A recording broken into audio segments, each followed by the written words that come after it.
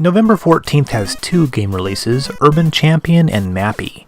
We'll start with Urban Champion. Unlike the last couple Nintendo games, this was released in the United States. Of course, it still wasn't very good and seems to have been almost completely forgotten today. Urban Champion is a very early fighting game, perhaps the second true fighting game released, Karate Champ being the first.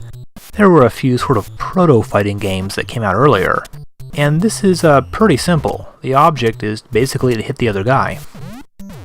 Now, despite the fact that Urban Champion is not held in very high esteem nowadays, it did pioneer some fighting game techniques. How it works is this. Pressing up or down on the D-pad will place your hands in the higher or lower positions. Hitting a button will throw a punch, either high or low, depending on where your hands are. Also, having your hands in the right position will block the opponent's punch. There are two punches, a fast, weak punch, and a slower, more powerful one. Powerful punch will actually knock your opponent down for a moment. While Karate Champ also had blocking, Urban Champion was, as Hardcore Gaming 101 puts it, the first fighting game to have easily controllable, reliable blocking. You can also dodge a punch by pressing back on the D-pad. The object here is to push your opponent off the screen until he lands in a manhole.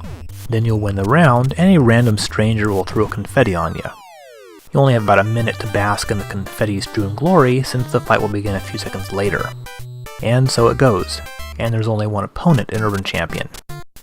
You may notice the game takes place in front of such tough guy hangouts as the library and the discount store. Now there are some other aspects, however. Every so often a cop will roll by, and the fight will break up for a moment. When you move from screen to screen, your stamina and time will be reset.